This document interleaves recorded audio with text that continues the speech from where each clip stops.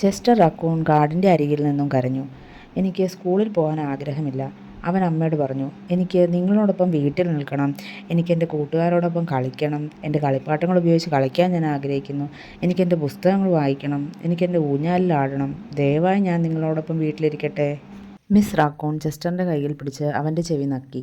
നാം ആഗ്രഹിക്കാത്ത കാര്യങ്ങൾ ചിലപ്പോൾ നമ്മൾ ചെയ്യേണ്ടി വരും, അവൾ മെല്ലെ അവനോട് പറഞ്ഞു. ആദ്യം അപരിചിതത്വവും ഭയവും തോന്നിയാലും സ്കൂളിൽ പോകാൻ ആരംഭിച്ചാൽ നീ സ്കൂളിനെ സ്നേഹിച്ചു തുടങ്ങും. നിനക്ക് പുതിയ കൂട്ടുകാരെ ലഭിക്കും. നീ പുതിയ കളിപ്പാട്ടങ്ങൾ ഉപയോഗിച്ച് കളിക്കുകയും ചെയ്യും. നിനക്ക് പുതിയ പുസ്തകങ്ങൾ വായിക്കാനും പുതിയ ഊഞ്ഞാലിൽ ആടാനും കഴിയും. കൂടാതെ സ്കൂളിലെ നിന്റെ രാത്രികൾ വീട്ടിലെ ദിനങ്ങൾ പോലെ ഊഷ്മളവും സുഖപ്രദവുമാകുന്ന ഒരു അത്ഭുത രഹസ്യം എനിക്കറിയാം. ചെസ്റ്റർ കണ്ണുനീർ തുടച്ച് താല്പര്യത്തോടെ നോക്കി. ഒരു രഹസ്യം? എന്ത് രഹസ്യം? വളരെ പഴയൊരു രഹസ്യം, മിസ് റക്കൂൺ പറഞ്ഞു. ഞാൻ അതെൻ്റെ അമ്മയിൽ നിന്ന് പഠിച്ചു. എൻ്റെ അമ്മ അത് അവരുടെ അമ്മയിൽ നിന്ന് പഠിച്ചു. അതിനെ ചുംബിക്കുന്ന കൈ എന്നാണ് വിളിക്കുന്നത്. ചുംബിക്കുന്ന കൈ? ചെസ്റ്റർ ചോദിച്ചു. എന്താണത്?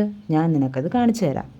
മിസ് റക്കൂൺ ചെസ്റ്ററിൻ്റെ ഇടത് കൈ പിടിച്ച് അവൻ്റെ ചെറുവിരലുകൾ ഫാൻ പോലെ വിടർത്തി മുന്നോട്ട് കുനിഞ്ഞ് അവൻ്റെ കൈപ്പത്തിയുടെ നടുവിൽ ചുംബിച്ചു. അമ്മയുടെ ചുംബനം തൻ്റെ കൈയിൽ നിന്നും ഹൃദയത്തിലേക്ക് പാഞ്ഞു കയറുന്നതുപോലെ ചെസ്റ്ററിന് തോന്നി. ഒരു പ്രത്യേകതരം ഊഷ്മളത അവൻ്റെ കറുത്ത മൃദുലമായ മുഖാവരണത്തെ ഹർഷപുളകിതമാക്കി.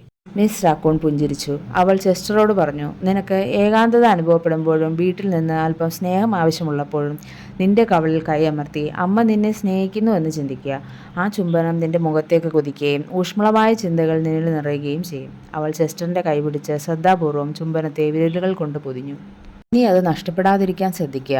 അവൾ അവനെ കളിയാക്കി. പക്ഷേ വിഷമിക്കേണ്ട. ഭക്ഷണം കഴിച്ച ശേഷം കഴുകാൻ കൈ തുറക്കുമ്പോൾ ചുംബനം ഒട്ടിച്ചേരുമെന്ന് ഞാൻ ഉറപ്പു തരുന്നു. ചെസ്റ്റർക്ക് തൻ്റെ ചുംബനക്കൈ ഇഷ്ടപ്പെട്ടു. താൻ എവിടെ പോയാലും സ്കൂളിൽ പോലും അമ്മയുടെ സ്നേഹം തന്നോടൊപ്പം ഉണ്ടാകുമെന്ന് അവൻ അറിയാം.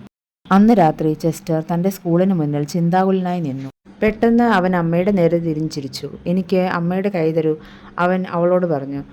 ചെസ്റ്റർ അമ്മയുടെ കൈകൾ തൻ്റെ കൈകളിലെടുത്ത് പരിചിതമായ വലിയ വിരലുകൾ ഫാൻ പോലെ വിടർത്തി. എന്നിട്ട് അവൻ മുന്നോട്ട് കുനിഞ്ഞ് അവളുടെ കൈയുടെ മധ്യത്തിൽ ചുംബിച്ചു.